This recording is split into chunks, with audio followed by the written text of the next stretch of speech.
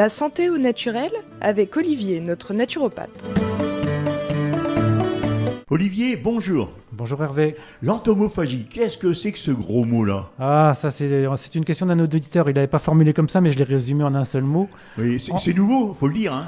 Enfin, quoique nouveau, oui, non, en fait. Parce que oui, manger des asticots, manger des grillons, ça fait déjà, en apéro, c'était pas mauvais, quoi. Voilà, c'est ça. L'entomophagie, c'est le fait de manger des insectes. Entomo, c'est les insectes. Oui. Et là, avec la dernière gouverne européenne du mois de janvier, c'est ça, l'Union européenne, au mois de janvier, partout, hein. Ils ont autorisé donc les farines, les verres de farine jaunes séchés, les criquets migrateurs et le grillon domestique. Donc ça va pouvoir apparaître dans l'alimentation humaine. Et ils n'ont pas imposé un étiquetage particulier par rapport à ça, donc on ne saura pas forcément de façon très claire. On va manger, quoi. Voilà, ce qu'il va y avoir dedans. Donc les grillons, pour les préparer, on les fait jeûner, hein, un peu comme les escargots. On les fait jeûner 24 heures pour bien vider leur système digestif. Après, ils sont mis à mort par congélation. Ils sont lavés, il y a un traitement thermique, on extrait l'huile qu'il peut y avoir dedans. Une mort lente quand même, la congélation. Oui, lente, on s'endort avec le froid, c'est peut-être pas... Mais oui, c'est pas forcément très sympathique, mais ils sont petits, donc je pense que ça va assez vite pour eux, donc ils ne doivent pas souffrir longtemps. Et après, à la fin, on les réduit en poudre, on fait une farine, hein, donc, puis après cette farine, on va l'intégrer à beaucoup de choses. Donc en fait, la plupart des aliments transformés, tout ce qui va être industriel, hein, vont pouvoir contenir ces farines d'insectes. Donc le pain, les pâtes, les confiseries, je ne vais pas pouvoir donner la liste, hein, il y en a beaucoup, mais les petits pains, les biscuits secs. Surtout dans des plats tout préparés. Hein. Voilà, dans des sauces, des produits à base de pommes de terre, voilà, des produits à base de légumineuses, oui, les pizzas aussi, je l'ai vu dans la liste. Des boissons similaires à la bière, des confiseries au chocolat, à des endroits où on ne s'attend pas forcément quand même. Ah non, c'est sûr que de la bière au grillon, ça voilà, va sortir. On avait déjà la bière de Noël, la bière de printemps. Dans des soupes aussi, dans des soupes en sachet. Donc oui, la question de l'auditeur, c'est est-ce qu'on va manger quand même des insectes sans s'en rendre compte? Et je dirais qu'on en mange déjà sans s'en rendre compte, des insectes. Quand on mange des cerises, il y a souvent un petit habitant à l'intérieur et on ne va pas éplucher toutes les cerises qu'on mange. Pareil, quand on mange des champignons, si on va les cueillir. Les dattes. Les dattes. Tu as qu'à remarquer, il y a souvent des petits vers blancs. Tout à fait. Les raisins secs, c'est pas rare aussi qu'il y ait un petit peu de vie qui se développe dedans, surtout si on achète bio. Les oléagineux, les amandes, les noix, tout ça. Donc en fait, on en mange déjà un petit peu des insectes. La différence, c'est que ces insectes, on va les manger entiers. On ne va pas les manger en farine, donc ils ne sont pas passés par les mains d'un industriel qui les a transformés de multiples façons. On les mange tels quels. Et en fait, l'être humain se nourrit d'insectes depuis des siècles. Mais voilà, ils ne sont pas sous forme de farine. Il y a des peuples, je crois que c'est en Afrique, qui mangent des chenilles, ils mangent des choses. Mais ils sont mangés entiers. Ils sont éventuellement mis à cuit. Tout cru. Ou crus, mais ils sont mangés entiers. Ils ne sont pas transformés. Et je dirais qu'il y a une différence quand même importante à ce niveau-là. Je pense quand même qu'il ne faut pas non plus trop s'inquiéter par rapport à l'étiquetage, parce qu'il y aura quand même quelque chose qui va le signaler, parce que c'est une source d'allergènes. Dans les insectes, il y a de la chitine. La chitine, on la retrouve beaucoup dans les crustacés aussi. Et les crustacés, c'est une source d'allergènes importante. Comme le poisson, comme le gluten, comme le lait, comme les œufs. Tout ça, c'est indiqué dans la composition. Ils le mettent en gras pour indiquer que ce sont des allergènes possibles. Donc, comme toujours, très important, lire les étiquettes. Ça va être encore plus important si on ne veut pas manger d'insectes. Il suffit de lire les étiquettes pour voir s'il y en a dedans ou pas. Les insectes, c'est quand même une bonne source de protéines. Il y a quand même des aspects positifs à manger les insectes. Hein. C'est pas par hasard si d'ailleurs l'humain en mange depuis des siècles. Donc l'insecte est riche en protéines.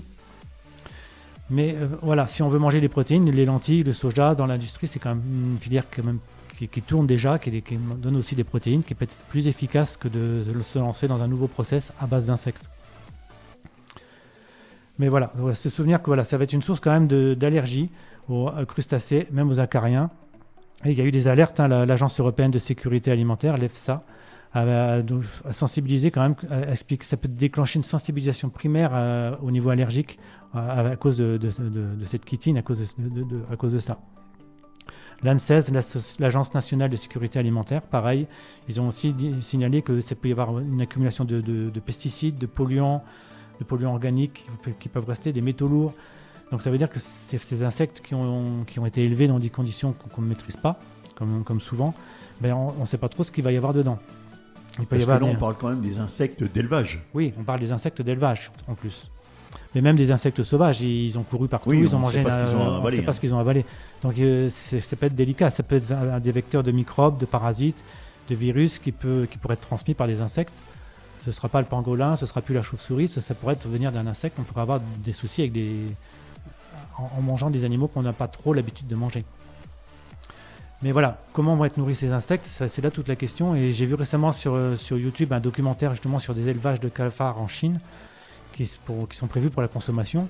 Et ils les nourrissent avec des déchets alimentaires qu'ils n'arrivent pas à éliminer.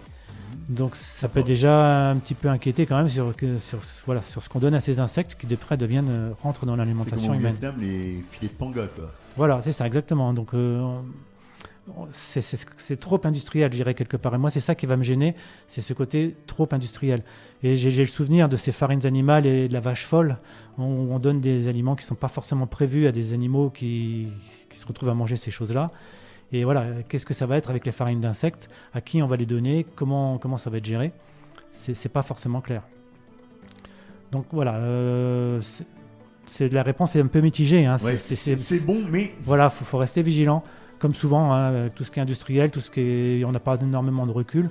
Donc du coup, voilà, surveiller, lire les étiquettes, peut-être pas manger n'importe quoi, pas en manger trop non plus, surveiller un petit peu. La provenance, tout ça. Cela dit, la chitine, hein, donc c'est la carapace, hein, c'est ce qui est dur dans l'insecte. C'est quelque chose qui est déjà extrait.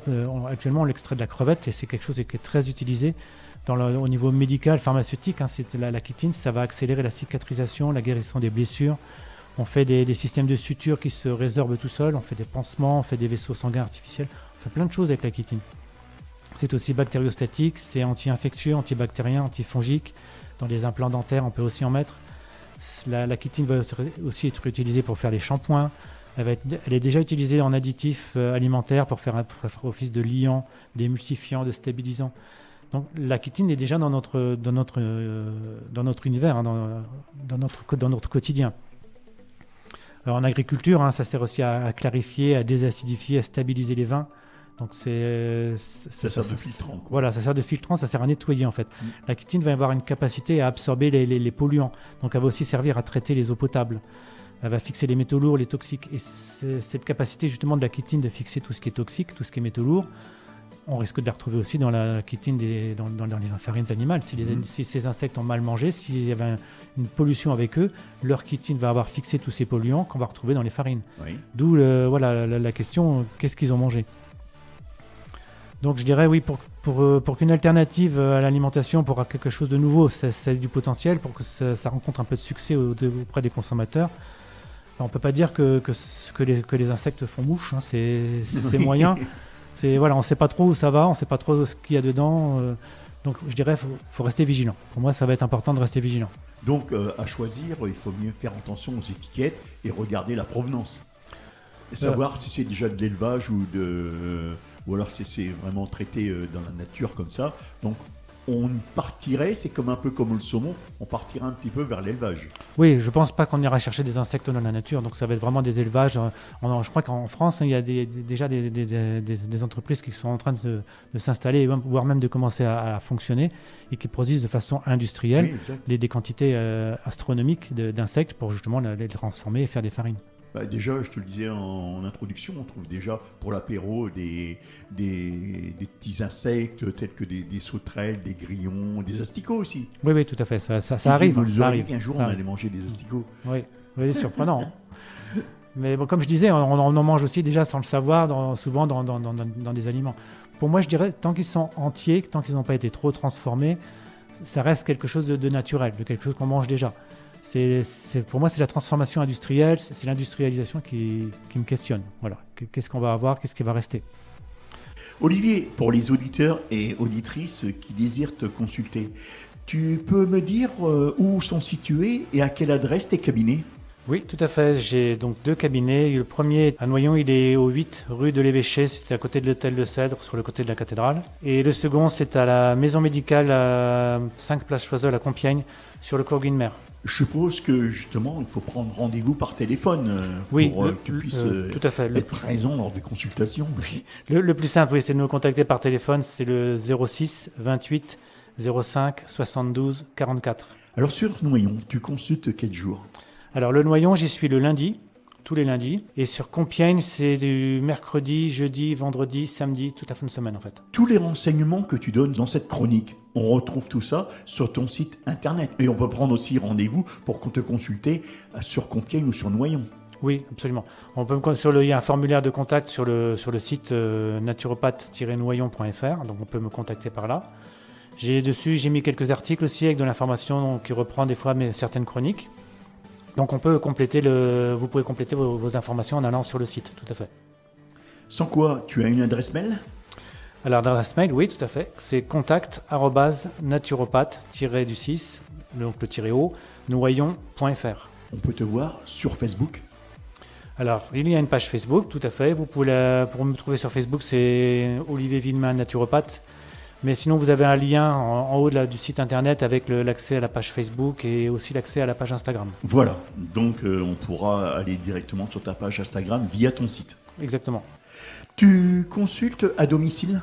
Ça peut arriver, mais ça reste vraiment pour les exceptionnel. cas Pour les exceptionnels. cas, voilà, exactement. Les personnes qui peuvent vraiment pas se déplacer, ça peut arriver exceptionnellement. Alors tu rappelles ton numéro de téléphone ? Oui, le 06 28 05 72 44. Olivier, qu'est-ce que je peux te souhaiter ? Un bon week-end ? Oui, je te remercie. Et n'oubliez pas, prenez bien soin de vous, c'est important. Il faut d'abord prendre soin de vous pour pouvoir prendre soin des autres après. Mais vous êtes la priorité.